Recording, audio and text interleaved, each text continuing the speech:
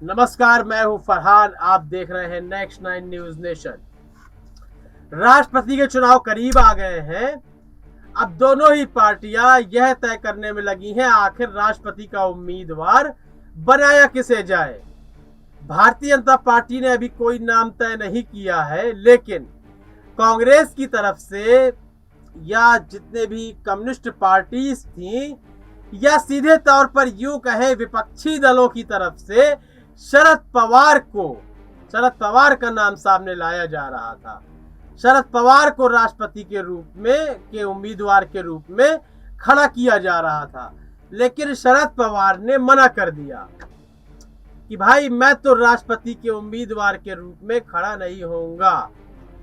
क्या कारण है शरद पवार के मना करने का?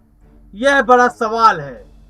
लोगों के अंदर महत्वाकांक्षाएं होती हैं कि हमें राष्ट्रपति बनाया जाए, राज्यसभा भेजा जाए, सांसद का टिकट दिया जाए, विधायक का टिकट दिया जाए, लेकिन शरद पवार क्यों मना कर रहे हैं?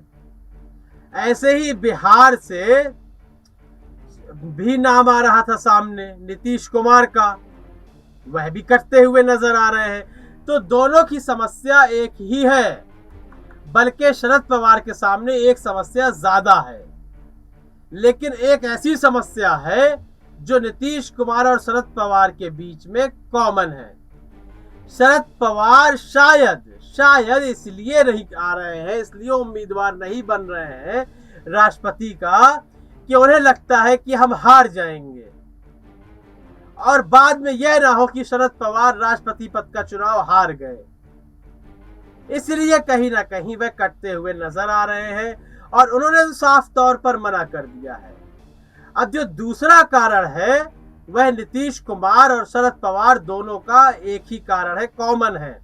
वह कारण यह है कि यदि वह राष्ट्रपति के उम्मीदवार बन जाते हैं और जीत जाते हैं तो 5 वर्षों के लिए वह प्रदेश की राजनीति से दूर हो जाएंगे। और शरद पवार सोच रहे हैं यदि वह महाराष्ट्र की राजनीति से दूर हुआ तो जो उनकी सीटें हैं वह कहीं ना कहीं शिवसेना के खाते में आ जाएंगी। गठबंधन तो चल ही रहा है, या कांग्रेस के खाते में आ जाएंगी।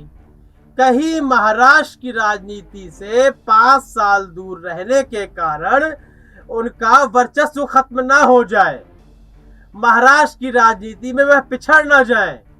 इसलिए महाराष्ट्र की राजनीति को बनाए रखने के लिए, बचाए रखने के लिए, अपने पार्टी का वजूद बचाने के लिए शरद पवार ने यह फैसला किया और यही फैसला नीतीश कुमार का भी है।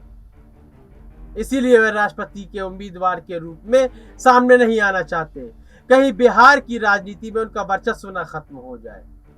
आपको क्या लगता है शरद पवार नीतीश कुमार के संबंध में? क्या इसी कारण वह राष्ट्रपति पद के उम्मीदवार नहीं बनना चाहते? इस संबंध में आपकी राय बहुत ही महत्वपूर्ण है।